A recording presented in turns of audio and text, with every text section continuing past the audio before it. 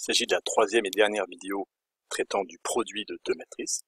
Nous avions vu le produit d'une matrice ligne par une matrice colonne, puis d'une matrice quelconque par une matrice colonne, et maintenant une généralisation avec le produit de deux matrices quelconques, en vérifiant quand même quelques conditions sur leur dimension pour pouvoir effectuer le produit. La procédure n'est que le prolongement de ce que nous avons vu dans les deux vidéos précédentes. Si on se dote d'une matrice A de dimension n fois P et d'une matrice B de dimension P fois M, donc on observe que le nombre de colonnes de la matrice A doit être égal au nombre de lignes de la matrice B. Elles ont nécessairement une dimension commune. Le nombre de colonnes de la première doit être égal au nombre de lignes de la deuxième. À ce moment-là, on va pouvoir effectuer le produit de la matrice A fois B. Pour pouvoir effectuer le produit A fois B, la matrice obtenue sera de dimension n fois m, c'est-à-dire le nombre de lignes de la première par le nombre de colonnes de la deuxième. Et pour trouver tous les coefficients de cette matrice produit, on obtient ces coefficients en multipliant successivement chaque ligne de A par chaque colonne de B. Nous allons commencer par un exemple avec ces deux matrices A et B dont nous allons effectuer le produit.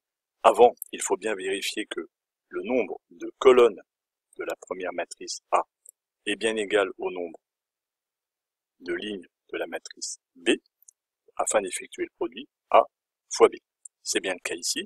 Nous pouvons donc commencer le calcul. L'astuce consiste, comme nous avons déjà fait pour une première fois, à couper les matrices en des matrices lignes et colonnes. Une fois qu'on a saucissonné donc la matrice A en 3 matrices lignes et la matrice B en 3 matrices colonnes, on a bien vérifié qu'on avait 3 objets de chaque côté, le même nombre d'objets saucissonnés dans la matrice A que dans la matrice B, et bien on va effectuer le produit comme on l'a déjà vu, matrice par matrice. On va donc multiplier d'abord la première ligne de la matrice A par la première colonne de la matrice B. Donc on y va, ça va nous donner le premier coefficient, qui va nous faire 3 fois 5 plus 1 fois 2. Après nous allons travailler avec la deuxième matrice ligne de A, que nous allons multiplier par la toujours première matrice colonne de B. Et nous allons effectuer le calcul comme nous l'avons fait précédemment. Et cela va nous faire 4 fois 5 moins 1 fois 2. Et on termine enfin pour déterminer le troisième coefficient de la première colonne ici du produit en effectuant 7 fois 5 plus 8 fois 2. Nous en avons terminé en fait avec la matrice orange, avec la première colonne de la matrice B. Nous pouvons maintenant travailler avec la deuxième matrice colonne issue de B. Et donc de la même façon, 3 fois 2 plus 1 fois 6, puis en dessus, ainsi de suite. On continue sur la même colonne, donc 4 fois 2 moins 1 fois 6. Et enfin, pour terminer la deuxième colonne, 7 fois 2 plus 8 fois 6. C'est le même algorithme qui se répète. Et on termine enfin par le troisième calcul. 3 fois moins 1, on va peut-être le faire un peu plus vite pour pas que ça prenne trop de place. 3 fois moins 1, moins 3. Moins 1 fois 3, moins 3. Le deuxième calcul, ici, la deuxième matrice ligne par la troisième matrice colonne, donc nous donnera ici ce coefficient-là.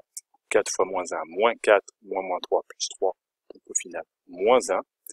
Et le dernier calcul, pour le dernier coefficient, 7 fois moins 1, donc moins 7. 8 fois moins 3, moins 24. Il n'y a plus maintenant qu'à réduire l'ensemble de cette matrice et on obtient donc ce résultat ici, là, avec la matrice totale qui est une matrice, la matrice finale qui est une matrice de dimension 3, 3. Il y a une remarque fondamentale à faire à propos de la multiplication, c'est que la multiplication de matrices n'est pas commutative.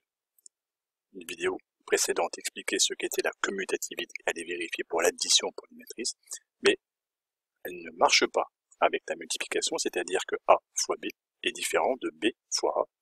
Attention, d'ailleurs, l'exemple que nous avons pris précédemment est un contre-exemple qui valide cette remarque. Si on veut effectuer le produit de B fois A dans l'ordre tel qu'il est proposé là, eh bien la dimension obtenue par le produit B fois A ne sera plus la même dimension que la matrice A fois B, puisque B est une matrice de dimension 2 fois 3, et A une matrice de dimension 3 fois 2, eh bien la matrice qu'on va obtenir en effectuant un produit B fois A sera une matrice 2 fois 2. matrice carrée 2, 2.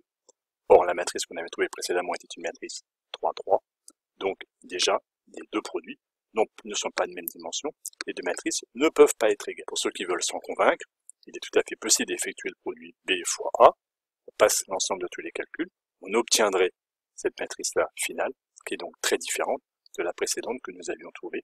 Donc, retenez bien que la multiplication de matrices n'est pas commutative. L'ordre des opérations est à respecter absolument.